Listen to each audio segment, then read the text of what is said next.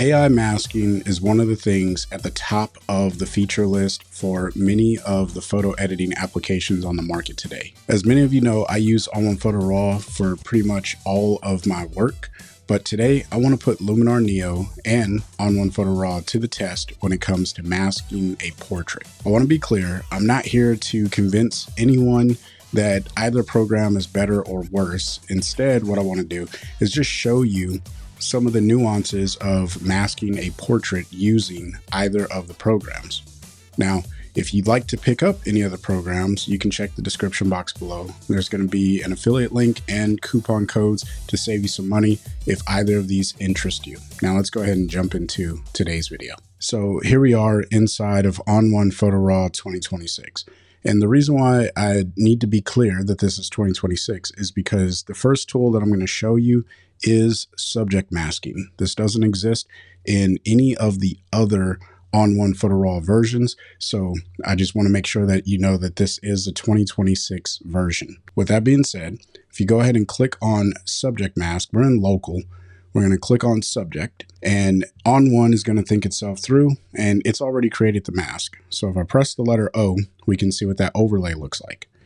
And this looks really, really good.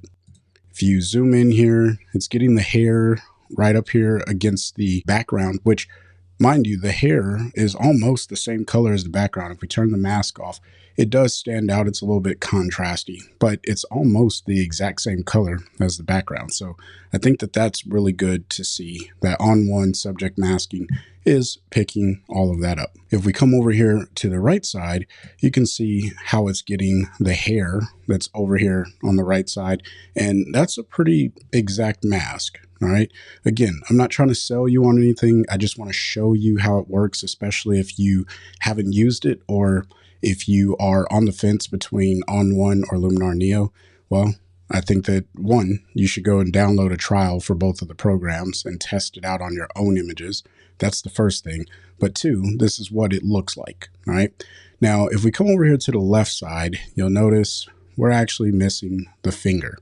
And the question always comes up, well, Chris, how do you fix something like that? Well, it's really easy. What I'm going to do is come over to the masking tools, and I'm going to click on hover over mask layers and come to the far right and click on the plus icon. Now, this is new also inside of ON1 Photo RAW 2026. So just know that you do have to be on the 26 version to have this option and these masking tools. I'll hit the plus icon, come down to the brush, and then click on add. This now has given me my masking brush, and it's going to allow me to add to the mask. So I can come over here and just brush in this finger that ON1 did not select with the subject mask. And then if I hit Command and 0 to zoom out, you can see I now have a really good selection of my subject, and I can go and make all of my edits. Let's go ahead and take a look at how this works inside of Luminar Neo. If you're finding value in today's content, don't forget to like and subscribe and check the bell icon to get notified when I release new content. Okay, so now we have the image open inside of Luminar Neo, and to get to masking is a little bit different than it is in ON1, and that's for obvious reasons, different programs. So we'll go ahead and click on develop. And this is just your basic develop settings if you're not familiar with Luminar Neo. And if you click on masking, you get all of your masking options. So pretty straightforward, easy interface to get used to. If I come down here though, you'll notice I don't have a subject mask. And that's one of the things that is missing inside of Luminar Neo. So you're probably wondering, well, Chris, how do you select a person then? Well, there's a few ways, but today we're just going to look at Mask AI, and we'll click on that, and we'll let Luminar Neo think itself through. And what it's done is it's identified what is in the actual photo. And so right here, we have human, sky, and flora as options that we can select. And by clicking them, we'll click the one that says human, it's going to make a selection of the person. It did a pretty decent job up here at the top of the head and got the hair that, we would want to get. It did seem to miss a little bit of the finger here, but we can clean that up using a brush, just like we did inside of ON1.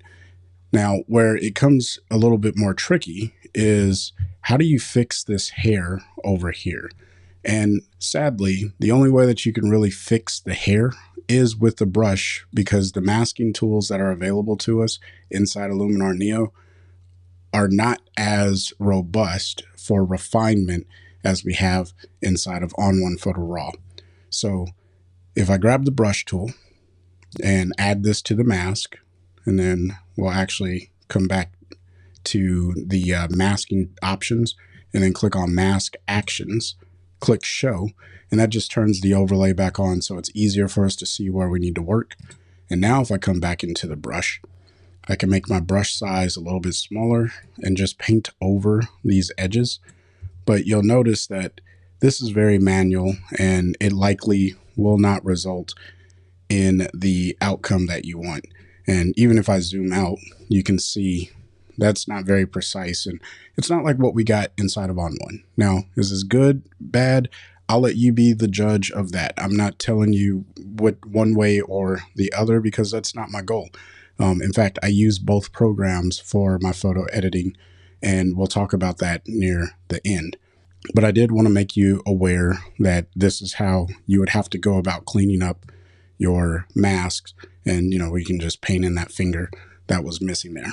Now you're probably wondering, well, Chris, are there different ways for me to select subjects inside of Luminar Neo and ON1? And the answer is yes. So let's go ahead and just get rid of this mask. We'll come over here to the mask actions and we'll hit clear. That just clears out the mask, so it's not there. And we'll come to Object Select AI. Now, Object Select AI is this little tool that allows you to literally select portions of an object. And so what you can do is try to zoom in here, and you can see it doesn't get to the very edges of the finger there. Let's see how it does with the hair. So if I hover over the hair, it wants to select the background. So this gets a little bit more tricky to use, trying to do that fine-tuning selection. In some programs, you can use the object selection tool to click and drag a marquee around your subject, but Luminar Neo does not allow that. So unfortunately, that's just not an option. You would be stuck with what it gives you and you hover over things. And again, when I try to select that little wispy hair that's out on the right side of the frame, it wants to select the background. So that is not going to be the best option for selecting the subject. That being said, let's go take a look at how this works inside of ON1 Photo RAW. All right, so now we're back inside of ON1 Photo RAW. So let's take a look at the object selection tool that ON1 offers. With that being said, we're going to come back to local, and then we're going to click on the more option, and then we'll hover down and click on the quick mask AI, or hover over this, and then click on add default. What this does is it sends you into a new workspace, and this is the quick mask AI workspace. If you're familiar with Super Select, this is that same thing. And if you're not familiar with it, don't worry, it's an object selection tool. You get a little crosshair, and as I hover over the image, it's going to turn things blue. So in this case, it turns our hair blue, and then I can make all of these selections across her entire body. And I can even get out here and try and get these hairs that are missing. But again, the subject selection tool just does a much better job at selecting the subject overall. And we'll see if we can get this little finger that it was missing when we did the initial subject selection. And so now we have a mask over our subject. When that's done, all you have to do is come up here to the blue check mark and click on it.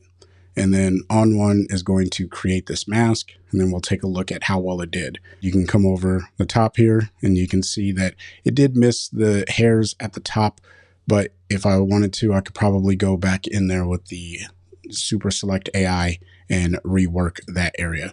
And then, of course, we have the hand here, and it did include the finger that time as we wanted it to. Now, my recommendation still stands. You should go and get a trial of each of these programs and test out the masking capabilities on your own images. I would be curious to know, though, which one do you think provides you with the tools that you need to refine your mask after you've already made your selections? Let me know in the comment section below. Now, if you want to learn how to use either of these programs a little bit faster, consider signing up for a training call with me. A link for that can also be found in the description box below. And until next time, I want you to stay inspired and keep creating. Peace.